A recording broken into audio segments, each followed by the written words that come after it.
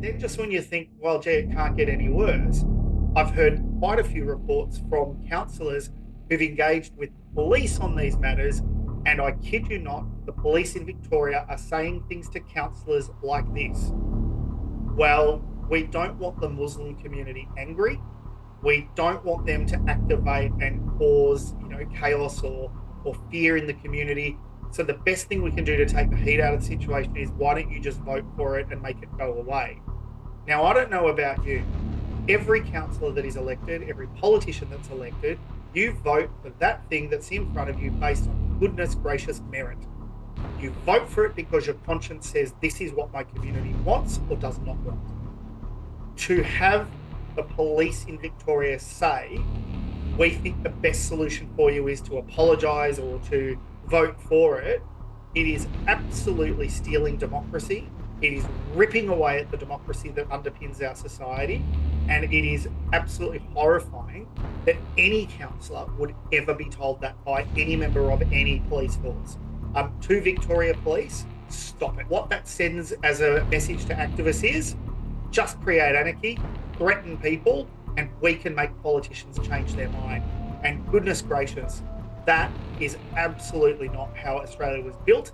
It is not how we are meant to be. It is not what people would ever agree to in our society. We are one of the greatest countries on earth. This is what would tear at that democracy. There was an individual councillor in a certain council, certain jurisdiction, who was not only threatened, but their family, their children were actually threatened. They were followed. They were followed, they were documented, they were recorded. They were told, I know this, and this, and it happened to be true. I can't imagine what it's like as a councillor who's genuinely trying to serve your community. You may not be perfect, you may not get everything right. Sometimes you might make the community happy, sometimes not.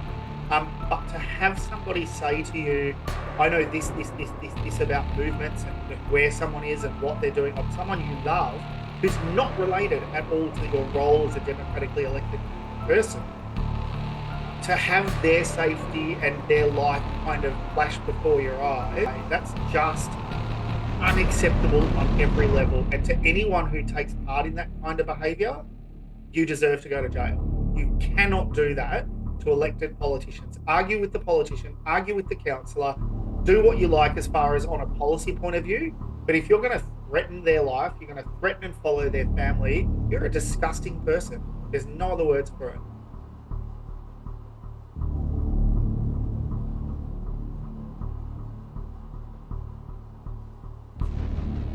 Good evening, everyone, and welcome.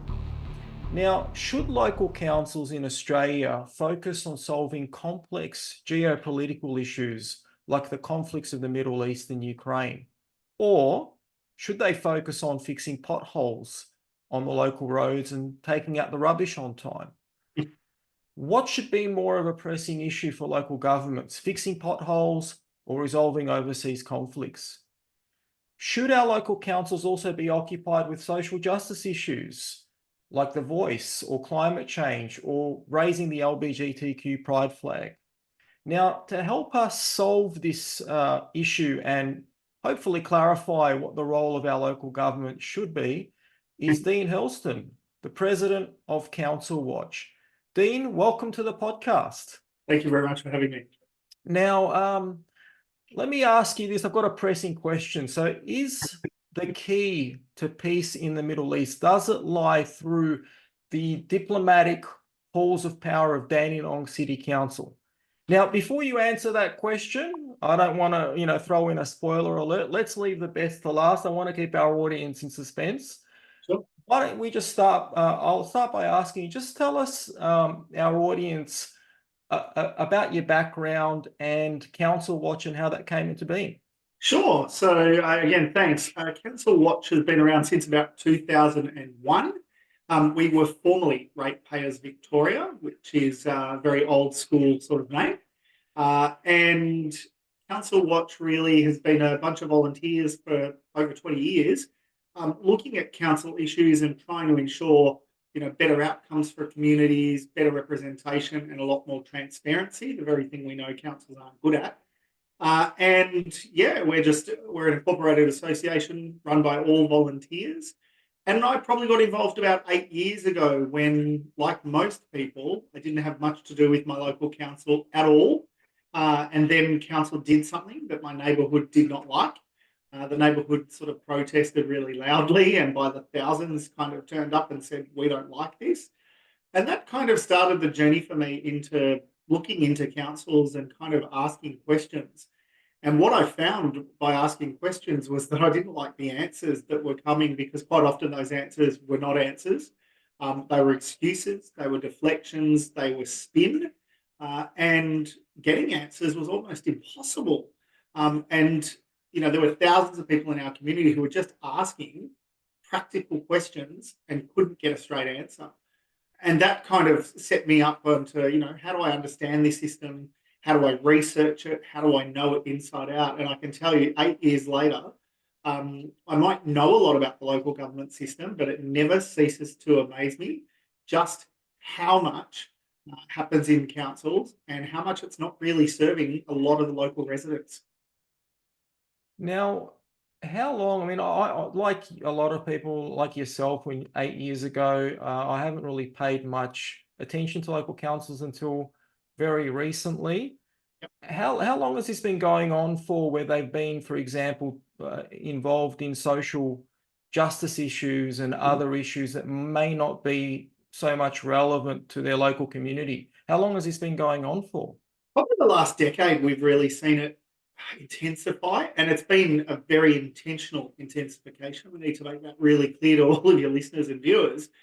This is no accident. It has been planned, it has been well thought out, and because local government is one of the softest targets, activists have actually infiltrated deliberately into local councils, and they're steering them off course, in my view. In a lot of ways, councils are running in every direction and not doing things that are, really meaningful. The traditional services of council have kind of lost their shine from inside the business, but the residents outside are still wondering why those services are not being delivered the way they expect. I grew up with a dad who worked for a local council, so I remember as a kid, none of the stuff we see today was involved in local councils. They were just a service provider that fixed roads, did road work, cleaned things, put new plants in the park or new trees, collected rubbish. They were all the things that they did, and it was pretty simple. It was quite a simple business. Now, of course, like anything, over time it changes, reform, you need to improve, all those sorts of things we get. But I kind of feel like many of the leaders of councils today don't see the traditional role of council as something that's sexy on their resume.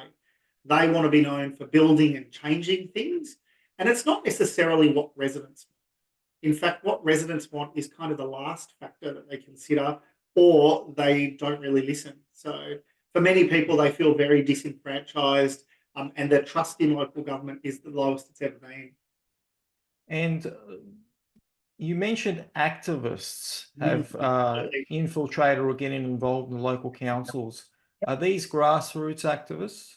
Yeah, so what we have seen, and one of the things about Council Watch, whilst we're apolitical, we can talk about politics and where those influences are coming from. I won't necessarily say it's good or bad. I'll let your viewers make their own minds up. You'll know from listening. What we have really seen, it has been a radical shift from activists into local councils, and it's come from academia. So what we've seen is a lot of the universities churning out reports, a lot of their research centres using local council as a soft target for a proving ground. And that has, changed fundamentally the policy and focus and visions of councils. One of the things, I'm an openly gay man. I don't care. That's not really what defines me. But it is a conversation that I often have in local councils, that we are so obsessed with the LGBTQIA plus causes that we've actually forgotten what the main role of council is. Now, we all know discrimination, whether it's against LGBTQI members, Indigenous people, women, whatever it may be, it's illegal. It has been illegal for a very long time, both in employment and in service delivery. It is illegal for anybody to discriminate on that basis. So what we know is that councils love to tell the story that they're somehow virtuous and doing something better than everybody else by having a committee, by having, an action plan, by having a this or having a that. These are things that are, basic tenets of the law. You can't discriminate today. And I would say, anyone who is discriminated against, take your council or that service provider on. That's just your rights in society. We don't see lawsuits from women or LGBTQ people much across the sector at all, if at all. So there isn't a problem. That's the thing I want to say. Of course, we should always educate and train and equip and evolve and learn, but it doesn't mean we have to take the entire business in one singular direction because somehow we've got a problem that we need to solve. And what these activists have done is used academic reports, used faux science, used fake scientific research and reports, and literally used it to steer the ship of councils in these social causes direction. So we have councils now obsessing over climate change when the reality is, besides putting solar on their roofs, as most good corporate citizens might consider, besides doing that, there is not a lot they can do. They can, barely reduce their carbon footprint. And what we see is it leads to stupid ideology, things like councils are now buying carbon credits to make themselves neutral, but they're buying them from schemes in India and China that have been proven to be full of fraud and corruption. So they're the two biggest polluters as well. And at what cost? You're buying off the two biggest polluters in the world, these dodgy carbon credit schemes, to be able to say, look, we're certified, we have, no emissions. How idiotic do they think we are? Well, they think we're buying it. And unfortunately, it's those kinds of things that keep creeping into councils. And not just creeping in, they're leading the agenda. They see their role. We're hearing the language come out of councils at the moment on the activist side that, all the councils that have declared a climate emergency, unfortunately most, are now needing to respond like it is an emergency. When I asked what that means, it's, when we have a flood or a bushfire emergency, we kind of move all the staff into that area and we focus on the things that need to be done. And essentially, that's what our councils are preparing to do. They are preparing to move staff out of traditional service roles and push them into massive climate change and climate emergency divisions and react and respond appropriately. That's really alarming to me because all that I hear is a reduction in the current expectations and levels of traditional service. And that's where the activism's gone crazy. It's not just about being nice and kind and progressive. It's about how much can we take this business off the cliff and ignore what it exists for. And also, this is a contentious issue, very controversial over the last few years, is drag queen story time. Now, proponents of it say, look, there's nothing wrong. It's, having libraries available to have transgender people come and host, these, what they would term innocent story time sessions with primary age, kindergarten age children. I'm curious to know what your thoughts are on that. Sure. Look, it is a really controversial topic around the traps, and a lot of people are very emotional about it. And I understand that. As a parent, it is your right to expose your child to what you believe is appropriate. So that means if you don't want them in those situations, don't put them there. 100%. Is a drag queen really appropriate? I don't know. The jury's probably out. But for me, as a gay man, I have no problem with drag queens for adults. None at all. That's an adult conscious decision if you want to go see that. Obviously, it can be incredibly funny. Some of them are incredibly good comedians, and it is impersonating a woman, and it's an art form. So for some people, it's okay for adults. For children, no, it's not necessary. What would I rather? I'm a parent. I've got 2 grown-up kids. I would rather a policeman, fireman, a doctor, a nurse, a lawyer, something that was noble, that we wanted our kids to grow up and aspire to be. I'd rather those wonderful leaders in our community reading to our kids. No disrespect to drag queens. They're a great part of our society and they have every right to exist, but they haven't necessarily found, the latest, greatest vaccine or solved complex legal issues or, helped a bunch of refugees necessarily immigrate to Australia who've been persecuted.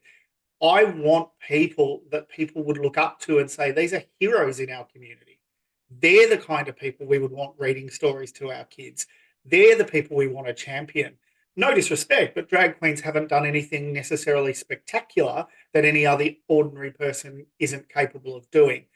So I think it's overblown, it's overdone, and I just see council staff running towards these events. And what I think when I see them is, what for? All you are doing is creating angst and division. It's not promoting harmony, it's flaring tensions. And one of the key tenets of the Local Government Act is that the organisation and staff and councillors are meant to promote peace, order, and good governance. And what we keep seeing with activists coming in and stirring up and dividing and, getting vigorous debate and communities against each other and this group fighting that group, is we actually see a breakdown in governance, because it's not achieving that at all. It's causing division. It's sowing seeds of, discontent or hate, and it's not doing anything to advance society. We need to walk together, not be constantly fighting over how we should be walking. And I think that's where councils are really losing their way. And Dean, you did a study, or Council Watch did a study, perceptions of local government. We So I did was wondering, indeed. you've actually got it in front of me. I can share a screen as well, but I was wondering Sure. if you could just give our viewers, I guess, a summary of that, of your findings. Absolutely. So we did two studies that were really important recently. One was, what are your thoughts of local government? What matters? What doesn't? What do you like? What don't you like? And the second follow-up to that was, with all of the money that they have, what do you want them to spend it on? And that's a really important one. So what we found was that the essential services that people thought councils needed to focus on in, highest priority to lowest priority, funnily enough, the traditional things that aren't sexy on Instagram and Facebook, roads, footpaths, parks, libraries, aged care, sports and rec, family planning, planning family services, all of those things, animal registration, all those things that we expect from a council, they are the things that people want. And right down the bottom, funnily enough, the bottom three items Surprise, were surprise. environment, climate change, arts and culture, and equality, diversity, and LGBTQIA causes. And when we dug into that, it was not that people felt that we should not support equality, diversity, and LGBTQ and Indigenous stuff. People didn't think that at all. It was that they didn't think it was a priority for local government, that there were many things that at a state and a federal level that these things were being covered by. There were laws in place, whether it was state or federal, to stop discrimination. So it wasn't something that councils needed to, plug a hole. There wasn't a hole. And then when we went on to actually look at how hard is it to pay rates, we found that, over 80%, nearly 90% of residents said that rates were harder to pay this year than last. That should scare the out of every council CEO. Unfortunately, it doesn't. What it says is that we know around almost 90% of ratepayers are finding it harder or struggling to pay their rates, and councils don't seem to care. Another finding that was really important, 92% of people who responded did not want political parties in their local council. They That's had interesting. no problem with state and federal political parties, none at all, because they understood that's the landscape. But when it came to their local community, they did not want political parties brawling in their local councils. And unfortunately, that's actually what we see is, a lot of the conduct problems in local government is political bastardry from their parties. Duking it out, going each other, trying to get each other suspended, fighting over stuff. And we're not talking debate, we're talking just bad behavior.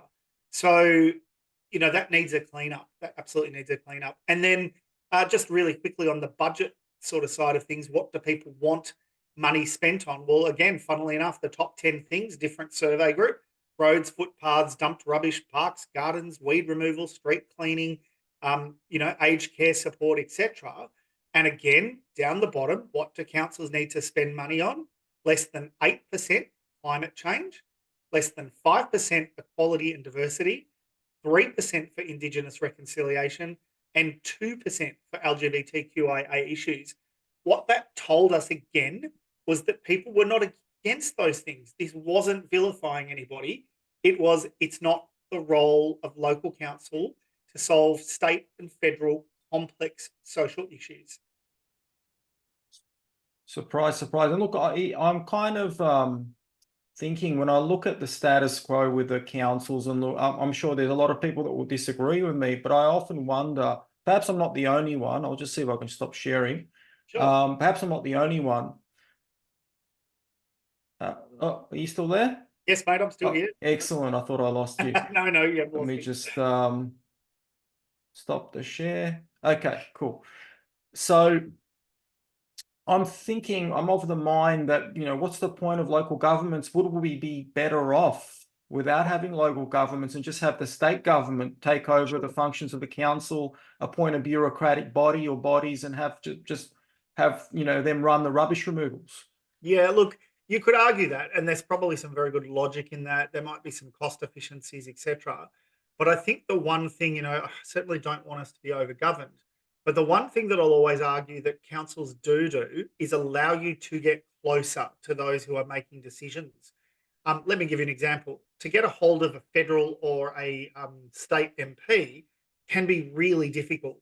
To get them to take on your issue, sit down and have a coffee with you and chat based on, if they're a federal MP, their travel schedule is difficult. You might get their staff. If you're lucky, they'll manage you. You won't get to the MP. Unless it's of serious state or federal importance, you kind of go by the wayside as an ordinary person. Excuse me. With a local council, you can ring a councillor and see them very easily. Sorry about that. That's all right. So, you can ring any of your councillors and go and see them pretty quickly, and they will advocate for you. They will, if there's a problem with council, they'll work out what the issue is. They'll go to the CEO, they'll go to the staff, and what they'll actually do is get into the detail and try and work out how can it get solved. You don't get that from state or federal. So from that point of view, you do have much closer advocacy. And you mentioned before, I asked whether the activists or grassroots activists, you mentioned academia, that they've pretty much get involved in councils in pushing various political agendas. Yeah, what we've actually seen, particularly from the social sort of left of politics, is we've seen them use and weaponize academia. So whether it's La Trobe University, Monash, any of those sort of big names that people would go, oh, a report from them I trust, what they are doing is using their research centres to create a narrative that there's a problem. They know how to solve it because, hey, look, I've just done this report. That's kind of incredibly coincidental.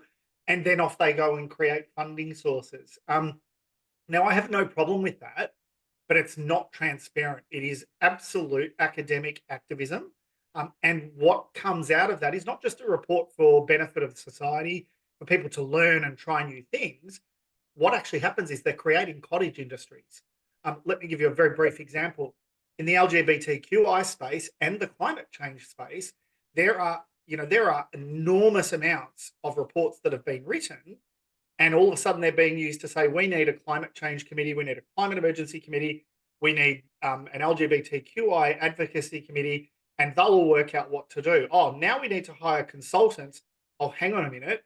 Those consultants happen to be from the people who wrote the academic reports or their associates, and now we've created all these cottage industries where we're making money. Interesting. Accrediting, signing off and saying, hey, you're LGBTQ friendly. Oh, you're a climate change warrior organization. Okay, what's that mean? It's some accreditation that they've made up. There's nothing wrong with that, but it's really disingenuous because it's not happening organically. It is being done by stealth, and it's a way to kind of steer policy of council rather than allow the community to drive that policy. And that's why the communities often feel so out of touch with what council's doing, because they'll turn up to something and say, hey, we don't agree to this. And council will say, oh, but we've been working on this for years. And the community goes, yeah, but you didn't actually ask us what we wanted. You've assumed. Oh, but we've got all these wonderful reports and academia tells us this is what you want. Yeah, but you didn't ask us. And so that's why we see so much division over what councils are doing, because they didn't take the community with them and the idea didn't come out of the community. It came out of activism. Now, also, I never knew, by the way, that academics were smart business people. So they obviously know how to make money. They're entrepreneurial. You've got to give them some credit. Yeah, you do, but unfortunately, they make a lot of money steering things in different directions.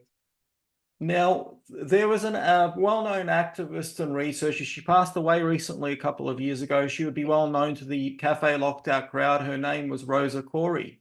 Now, her views, look, I'm sure a lot of people may find her views to be controversial, which is understandable. But she did a lot of research on issues like climate change and all these other social justice agendas that were pushed on the local government level. Mhm. And she found that a lot of this was being pushed by multinational organizations like the United Nations, and they deliberately bypassed the whole democratic process from government, from federal government, state governments, and just went directly to the local councils around the globe as well as Australia. That was her, I guess, conclusion that she made based on her research. Did you see any evidence of that from your perspective on the ground level? Yeah, I'd say, with a slight twist, but in a very similar vein, what we've seen is particularly, as I said before, the Greens Party and the Socialist Party, with all of their connections, recognize what's happening on a global level. The one thing I have to give them is that they are very well researched around what the UN's saying, what, these global organizations are saying, and picking those themes up and pushing them through that academic sort of model and then influencing and guiding and designing council to kind of head in that direction. So I think what's happened is, it's not necessarily the UN has decided themselves to do it, but the activists have actually said, hang on a minute, here's a model that we know we can sort of insert and undermine elected authority. And make no mistake, the more I've dug into this, the more I've realized, and I kind of read everything I can get my hands on in local government, the more I realize how weak local government is at being able to instill and protect democracy. One of the things we know at a state and federal level is it's much harder to actually, get in and nefariously influence. There's a lot of systems and checks and balances. I can categorically tell you, having spent a lot of time studying, watching, and listening to local government and all of the actors and players, it's incredibly easy. So easy, in fact, that only a few years ago, ASIO warned that local government was incredibly vulnerable to foreign interference and bad actors. And when we say bad actors, everyone knows someone who might have an agenda that's not to necessarily help the community, it's to drive a cause. But what we know is as soon as those activists move in, funnily enough, all of a sudden they've got lots of corporate support. They've got lots of big companies behind them saying, yes, this is what we should do, etc., etc.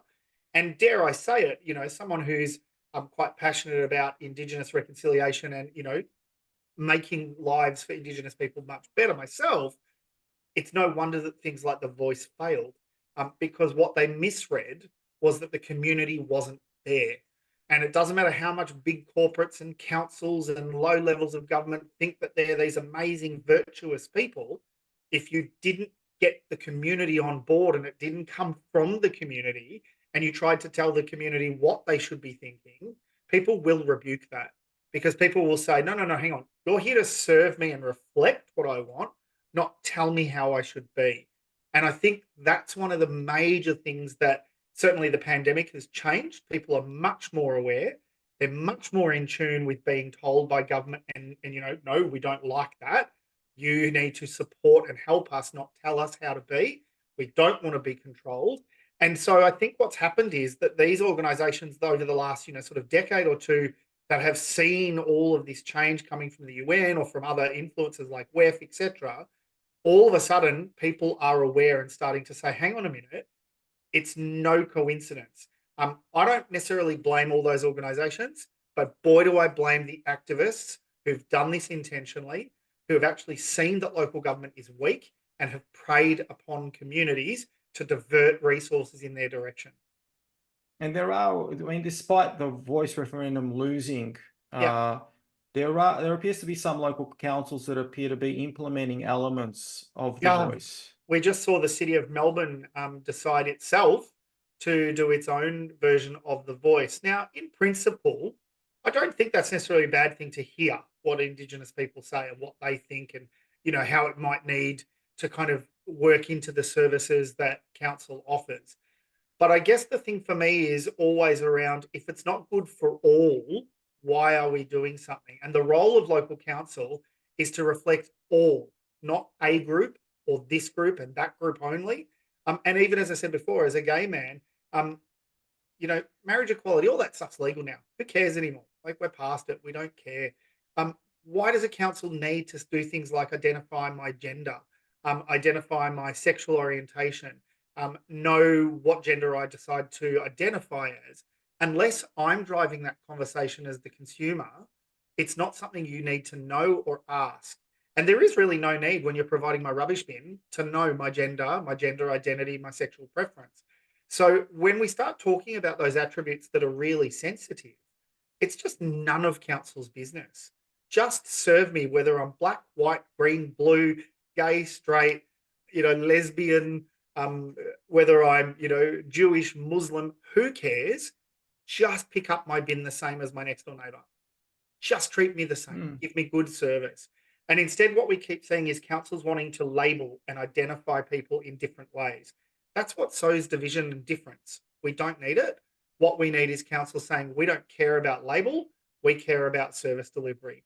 And I think that's what Victorians are really sick of, seeing their councils say, oh, which thing can I box you into? Oh, which event can I run for you? It's just run events and we'll come.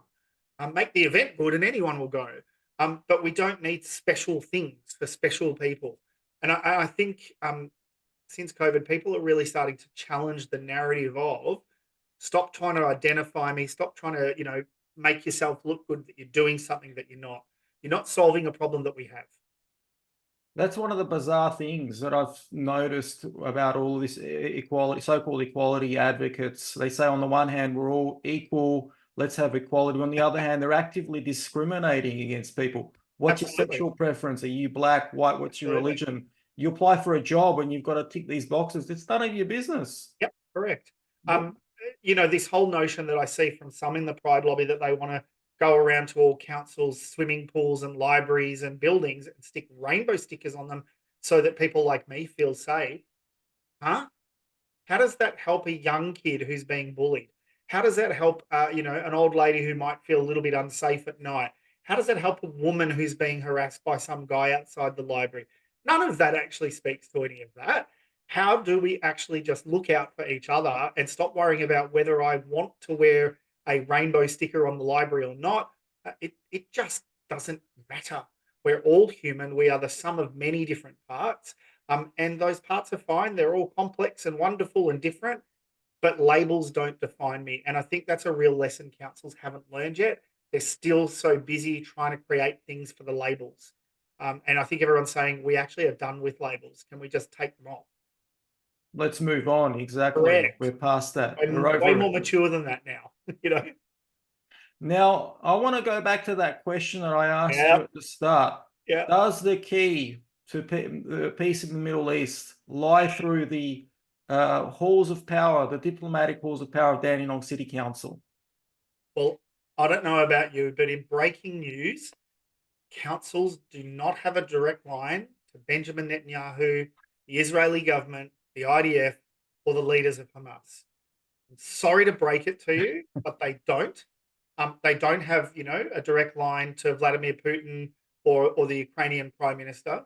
There is nothing a council can do that will change, modify, limit, anything to do with a war. What councils can do is shut up and actually look after people who are distressed over it from whatever side of a conflict you are. So the challenge for councils is to say, we're actually here as a community advocacy and support service. We actually can't potentially understand what you're going through, but whatever side of the conflict you're on, we love you, we care for you, and we will support you. And in fact, we won't run something for you and not for them, or for them and not for you. We'll run something that says you can all come together, you can all share in your grief, and you can all walk this together. And somehow, hopefully, we have, common understanding and peace. Instead, what we keep seeing from councils is them screaming from the rooftops, particularly, a handful, be them Marybeck, Darebin, Yarra, even the city of Wyndham and Dandenong have passed these motions. That 10 so far have passed motions in solidarity with Palestine. I cannot imagine what Palestinians are going through. I can't imagine what those people on October 7 went through when, a day was shattered like that. I can't imagine what those conflicts are like. But what I can do is listen and be there for anyone in the community that's hurting over it. I'm not there to choose sides, but I can love and support both. And councils thinking that they have some sort of magical powers to make some difference, they are just delusional, absolutely delusional. And they're doing more harm. And the reason I say that really, really bluntly, right between the eyes, you are doing more harm to your community because any action that pulls at that social fabric of cohesion is actually not what local councils are for. Remember, I said before, they're there for peace, order, and good governance. That's actually what the legislation says. Local councils are for peace, order, and good governance. So if you're stoking division, stirring up differences and pitting one group of people against another in any conflict, you are derelict in your duty as a local councillor, and the council should be sacked. Because your job is to bridge those differences and pull people together. That's the job of local government, not to pull them apart and let activism, sort of fight for one side or the other. And it's kind of like that's the exact opposite of what they're doing. And it is immature and naive councillors who are doing this that don't understand or do understand and want to tear down the institution of local government and make it an activism paradise. It's no coincidence that it's the same people who've been pushing all these other labels, whether it's LGBTQ, whether it's gender equality, sexuality, whether it's climate change hysteria. All of those things happen to be from the same councillors who are now on the Palestinian bandwagon and passing motions. And I find that really sad and disingenuous. They're also the ones that have appropriated, in many cases, the indigenous cause and conflated it with Palestine. And what I'm really concerned about in all of that is it's appropriation. It's not genuine. It's genuinely appropriation of what else can I throw into this and create division, and we have to get our point of view across, rather than how do we all just come together and look out for each other. Nothing a council does is going to change one day of war anywhere in the world. And Dean, you have some information that's really disturbing, to say the least. I didn't even know where to begin. I almost fell off my chair when I heard about this. And this is really just scandalous. And I don't think this has received any media coverage, but we're talking about intimidation, threats. This is in relation to boycotting Israel at the local council level. Councillors getting threats, intimidated, the police getting involved and telling councillors which way to vote. That is a massive scandal in its own right. Tell us about that. So, of course, I'll protect the identities of the people I've been speaking to, but for probably 3 or 4 months now, since this has kind of taken hold in some of our councils, I've been deliberately speaking to and trying to support a lot of councillors who have perhaps found themselves on the wrong side of the debate, or not wanting to have the debate, because sometimes not wanting to have the debate is the wrong side for people. And there have been some councillors who've had direct threats to their safety and to their livelihoods. Have had family members threatened, their lives actually threatened, have needed police protection, have needed bodyguards. I mean, these are just, CCTV, these are just scandalous in themselves. But it's not the first time those kind of things have happened. Occasionally these things happen in local government. I think what's really, really unnerved me as someone who hears this stuff quite regularly is most recently there's been probably another level. And what that level has been is people who have not wanted to take part have been coerced and threatened to turn up to council meetings and vote particular ways. When the actual Greens Party members themselves are on record on the live stream of council meetings saying, hey, I'm the Palestinian supporter that's actually going to, happily pass a Gaza motion, but I've had threats because I wouldn't go hard enough or far enough or whatever the issue may be. That's another level. That's just absolutely crazy. And then just when you think, well, gee, it can't get any worse, I've heard quite a few reports from councillors who've engaged with the police on these matters. And I kid you not, the police in Victoria are saying things to councillors like this. Well, We don't want the Muslim community angry. We don't want them to activate and cause, chaos or fear in the community. So the best thing we can do to take the heat out of the situation is, why don't you just vote for it and make it go away? Now, I don't know about you. Every councillor that is elected, every politician that's elected, you vote for that thing that's in front of you based on goodness gracious merit. You vote for it because your conscience says this is what my community wants or does not want. To have the police in Victoria say, we think the best solution for you is to apologise or to vote for it, it is absolutely stealing democracy. It is ripping away at the democracy that underpins our society. And it is absolutely horrifying that any councillor would ever be told that by any member of any police force. To Victoria Police, stop it. If that is the advice you are giving, you are not in policing for the right reason. Get the hell out of there, because what that sends as a message to activists is just create anarchy, threaten people, and we can make politicians change their mind. And goodness gracious, that is absolutely not how Australia was built. It is not how we are meant to be. It is not what people would ever agree to in our society. We are one of the greatest countries on earth. This is what would tear at that democracy. And this was said in a large room, so it wasn't necessarily said in private, one-to-one, with 50 people witnessed this police interaction with the councillors. Yeah, so it was relayed by the councillors that this is how they were, briefed, a particular group of councillors. And what that meant was, for the people who were listening to the councillors say, this is what we were told, it was quite horrifying for the audience to say, well, hang on a minute, you're meant to make a decision based on your own view of what the community wants and your own conscience. And you've got the police telling you how to vote to just not make a problem. Hang on a minute. How many other things could that happen with? How can we be sure that our democracy is safe? If we give that away, folks, we're in deep trouble. And you mentioned, look, obviously I'm not going to mention names, who No. it is or what, but in the very large continent of Australia, there was an individual councillor in a certain council, certain jurisdiction, who was not only threatened, but their family, their children were actually threatened. They were followed. They were documented, they were recorded. They were told, I know this, and this, and it happened to be true. I can't imagine what it's like as a councillor who's genuinely trying to serve your community. You may not be perfect, you may not get everything right. Sometimes you might make the community happy, sometimes not. But to have somebody say to you, I know this about movements and where someone is and what they're doing, of someone you love who's not related at all to your role as a democratically elected person, to have their safety and their life kind of flash before your eyes, I don't know about you, but that would cause me to want to change my underwear. You come at my kids, you come at my existence. And I think any parent would feel that way. That's just unacceptable on every level. And to anyone who takes part in that kind of behavior, you deserve to go to jail.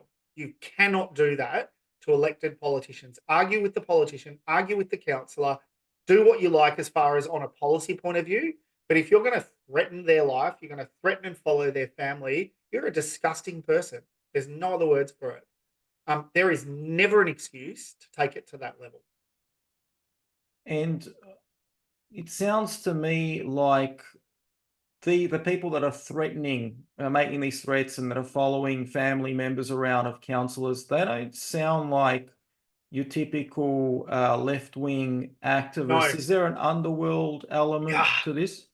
Unfortunately, I think it's not just, amateur 18-year-olds who think this is funny and it's like, they've had a few beers and think, oh, what a funny joke, let's play this joke. It's not that. It is quite serious. It is credible. And it is people with the means and potentially the connections to be able to hurt people or cause them harm. That's the part that's really probably insidious and scary, because if we find that our local councils, because we know they're weak and vulnerable and they're really easy to influence, if that was to continue across the local government sector, we would be in all sorts of pain in Victoria and Australia, where all of a sudden all it takes is to threaten a councillor and you get what you want. Can you imagine that? Open slather. And I better not go to the police, because if I go to the police, they're just going to tell me, just agree, it'll go away, they'll leave you alone. I mean, that's ridiculous. Police need to say, no, we will investigate and we will prosecute. There's never an excuse. What we've got is, unfortunately, in these instances, a police force that's being an apologist for the aggressor. It's not okay. This is extreme level behavior. This is next level behavior. Is this only occurring in the context of Israel, where so-called activists are pushing councils to boycott Israel and pass Gaza ceasefire motions? Have you seen this in any other topics that councils debated? We have seen some of the behaviour, but not at the level, right? So what we've seen is threats to employment, digging up stuff on people on the internet and trying to expose them or embarrass them or humiliate them, doxing them. We've seen all of that before. That's not new. Unfortunately, in local government, it can be quite a little nasty cesspool. And so some of that kind of behaviour has happened with activists who don't know boundaries. That's happened before, but we've never had the level of death threats, real risks to people's safety and family safety. I mean, there is no secret that there was a councillor, I won't say which council, who needed assistance to get out of the building for not agreeing that this was something that should be discussed in local government, after their family members were threatened, with death threats as well. Like, that's not cool. And this councillor loves their community and wears their heart on their sleeve. In fact, all of the councillors who've been threatened are devastated because they got into this because they love their communities. They want to serve them. They know that it sometimes comes with a bit of political baggage that people might attack your decision making, but they never expected that they would be sitting before police commissioners or before, senior police saying, I'm scared to go outside because here's a bunch of credible death threats. My family are getting death threats. My family's business is being attacked. It's just not cool. And look, even there's some apprehension from me. I'm known. I'm easily able to be found. You can Google me and find me pretty quickly. But I'm speaking up because these poor councillors, some of them have spoken up and found it got worse. And there are many of them who are in hiding in how they really feel. They're too scared to say anything. And someone has to stand up and say, no councillors deserve this, none of them. And we actually, as a community, need to say, no, we won't tolerate that. And also, I saw a video of a councillor. He spoke about the Australian Palestine Advocacy Network. Now, just to be clear, I'm not implying or accusing the Australian Palestine Advocacy Network, APAN, of any criminal wrongdoing or being involved or connected to these threats. No. But what this councillor quite openly said was that he and the other councillors, after they passed the boycott motion, were receiving advice or directions from APAN in relation to how they should implement their boycott. So to me, it shows that there is coordination from a high level. It appears that way, yes. It appears that way. We've seen and been sent, obviously a lot of people send us stuff all the time and we have to kind of discern what's silly and what's not. But we've seen quite a lot of really coordinated social activism in this space, particularly around Palestine. There are toolkits that, they're being freely distributed on social media platforms, telling people how to go after the council and get what they want and kind of keep smashing them and inundating them and just make sure that you're the voice that drowns them out so that eventually you'll wear them down. Now, there's nothing wrong with protesting and lobbying. That's how politics and life work. But when it is really well coordinated, well funded, strategic, and it knows it's going after the weakest level of government, it's not an accident. Now, whoever is doing that, like you said, I have no idea, but it is not just, they just happen to be. It is methodical and it's unrelenting.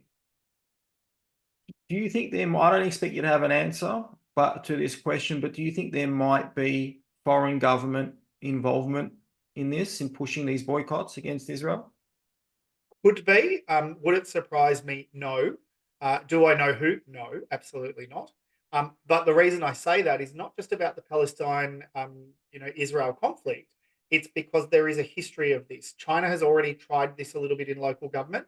We have already seen bad actors, as I probably call them, which is what ASIO would call them. We've already seen from ASIO a few years ago a couple of reports where they were saying we are aware that foreign interference and foreign influence is alive and well and is cultivating connections and is cultivating activism within the local council space. And given that they are so easy to infiltrate, because you can get so close to a councillor, you can talk to councillors so much more easily. There's not a bunch of minders like there is with a state or federal MP that would stop you getting to them. What we know is that sphere of influence and coercion from foreign interference, whether it's China, whether it's Russia, whether it's whoever, we know that that has been on the horizon, and it's been something that's been worked on for quite a number of years. What concerns me is that I ultimately believe a lot of these activist causes, where you'd have genuine activists who are trying climate change, LGBTQ, etc., may not necessarily see that they are potentially being appropriated and they are being used to sow the ground for foreign interference being able to be done really easily. It's now a model that I can literally see and go, I know exactly what you're doing and I know exactly how you're doing it. And it's very easy to copy, not hard at all. Now, Dean, for our viewers, what advice have you got for our viewers in relation to what they can do as individuals to change the situation on the ground with their local councils and get them back to fixing potholes and taking out the rubbish? Yeah, I think it's really much more simple than people realize. I'd love to say everyone turn up to a council meeting, get involved, but let's be honest, most people would rather stick a fork in their eye than turn up at their local council meeting. They're not exciting, they're not fun. Often they're like, what the heck are they talking about? What are those weird procedures that they're working through? Gee, they debate funny, all that kind of stuff. And what do you mean I can't talk? It's their meeting, not mine. Oh, this is weird. Some will let you talk, some won't, some will yell at you if you make noise. So, it's not an environment that is incredibly welcoming for the average punter that's got better things to do.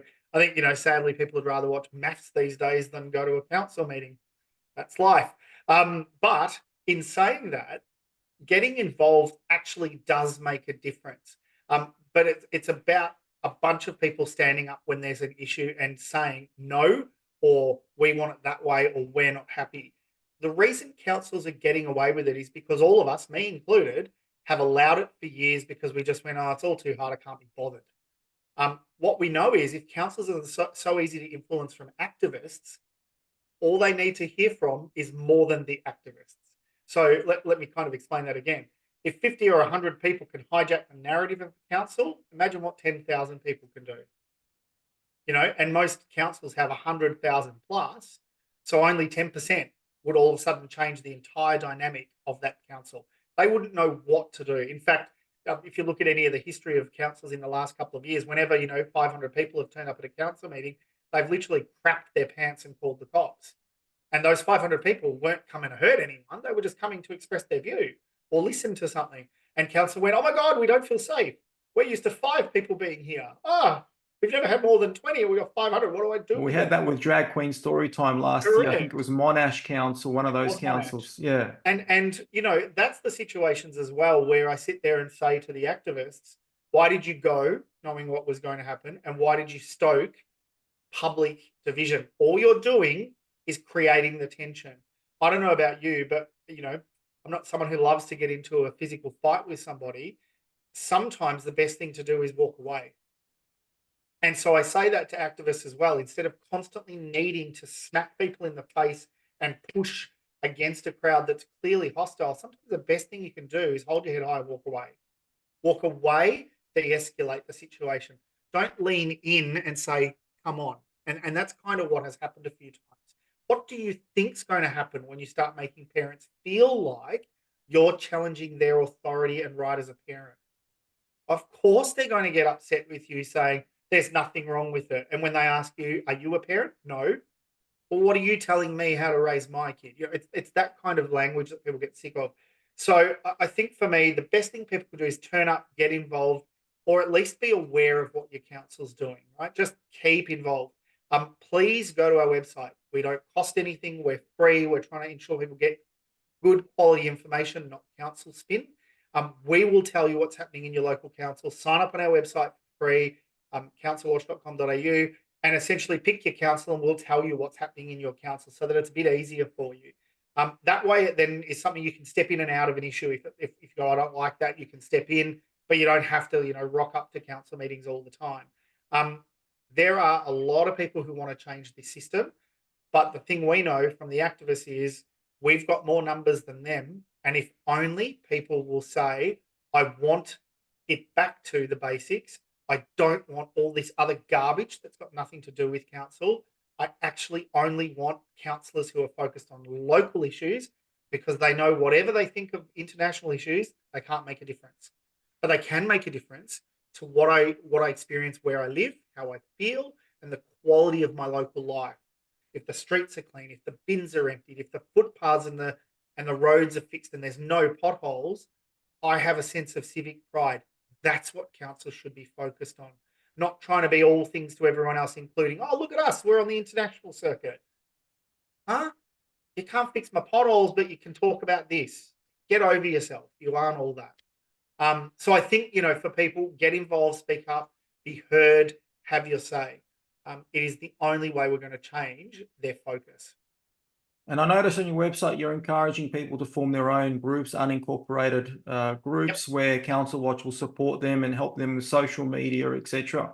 Correct. So across Victoria, there are 79 councils. We've probably got nearly 40 active groups going at the moment in those areas. And what that's enabling us to do is get more information out much more quickly. Unfortunately, I can't watch, even with AI, I can't watch 79 council meetings every week or every fortnight.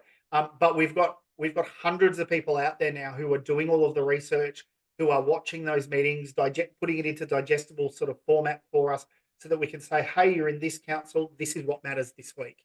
This is what matters this month. Please don't stay silent, complete a survey, get involved. You don't have to knock on doors. We don't need any of that, but just get involved and have your say, because council is used to no one saying anything, so they do what they want. This is a way for us to say really practical, simple things can actually make a difference. And we do a lot of surveys and research because that gives us the academic cred to be able to rock up to council and say, well, we've got more information than you. Here's what 2,000 people have told us in the local community. You've got 200. Think we know a little bit here. And so getting involved in that stuff where it's a 1 or a 2 minute survey is the best thing you can do for us to kind of help champion what the community wants. Yeah. And Dean, I'll put your website in the description, Council Watch. I'll put it on the screen as well so people can find it. Do you also, aside from the website, do you also have a presence on social media? Yeah, we're on Facebook. We've got obviously Council Watch Victoria, which is our main one, but we've probably got about another 20 sites there, and we're growing those, where we're actually getting local teams to actually run those social medias and tell the local stories within each local council so that you can see at a high level what's happening statewide, what the themes and trends are, but you can actually follow your local council watch as well. And you can say, hey, if I'm the city of Knox or Glen Ira or whichever it may be, I can see what's happening in my local area that really impacts on me. So again, follow it, get involved, have your say. All we are trying to do is what councils don't do, which is hold a mirror of the community's wants and needs up to the council and say, you can't look away. You can't keep looking away, because eventually if you do, the community will get rid of you. And Dean, is there anything else that you'd like to share with our viewers? Any other words of wisdom? Probably one other thing just to end, local government is big business and people may not realise it. It's $12 billion in the state of Victoria annually. That's a lot of money. There are over 55,000 staff in Victoria. It's a highly paid sector. It's not an efficient and progressive sector as far as running really efficient companies. It's got an identity crisis. It's trying to be everything to everyone and doesn't realise that it's not being a lot to many, because you can't be everything to everyone. It doesn't know how to say no, and it would be the most powerful lesson it could ever learn to actually be able to say, oh, we can't do that. There's things we can't do. It knows how to say no when it doesn't like what you're doing. It's very good at that. It's very good at making money out of that. Just think of your parking fines.